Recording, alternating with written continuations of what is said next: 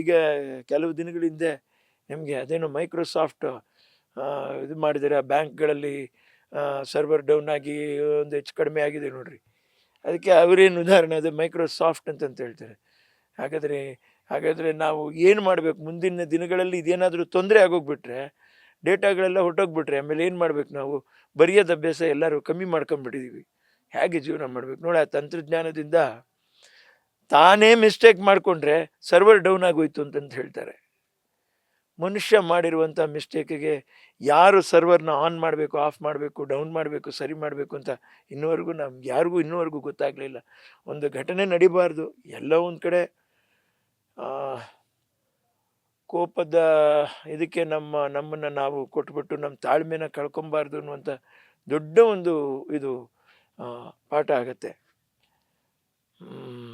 ಆ ಒಂದು ಸಣ್ಣ ಘಟನೆ ಅದೊಂದು ದೊಡ್ಡ ಘಟನೆ ಆಗಿ ಅದು ಇವತ್ತು ಎಷ್ಟು ಜನಗಳಿಗೆ ನೋವು ಕೊಡ್ತಾ ಇದೆ ಅನ್ನುವಂಥದ್ದು ನೆನೆಸ್ಕೊಂಡ್ರೆ ನಿಜವಾಗ್ಲೂ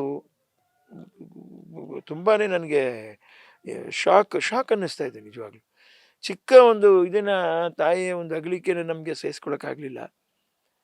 ಇನ್ನು ಉಳಿದಿರೋದು ನನ್ನ ಜೀವನದಲ್ಲಿ ನನ್ನ ಬೈದರೂ ನನಗೆ ಬೇಜಾರಿಲ್ಲ, ನನ್ನ ಏನಂದರೂ ನನಗೆ ಬೇಜಾರಾಗಲಿಲ್ಲ. ನನಗೆ ಅಮ್ಮ ನನ್ನ ಬಿಟ್ಟು ಹೋದರು ಅನ್ನುವಂಥದ್ದು ನನ್ನ ಜೀವನದಲ್ಲಿ ನಾನು ನಂಬ್ಕೊಳಕ್ಕಾಗಲಿಲ್ಲ.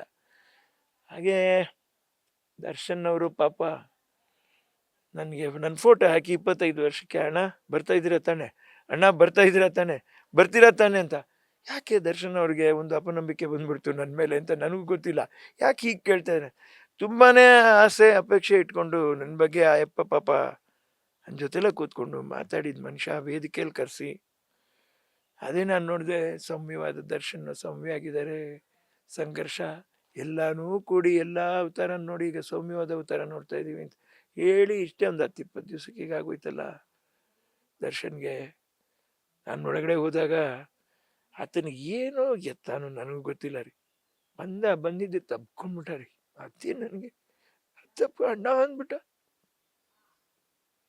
ಎಷ್ಟು ಸರಿ ಮಾತಾಡಿದ್ರು ಕಣ್ಣಲ್ಲಿ ನೀರು ಬರ್ತದೆ, ನನಗೆ ತಡ್ಕೊಳಕ್ಕೆ ಆಗಲ್ಲ.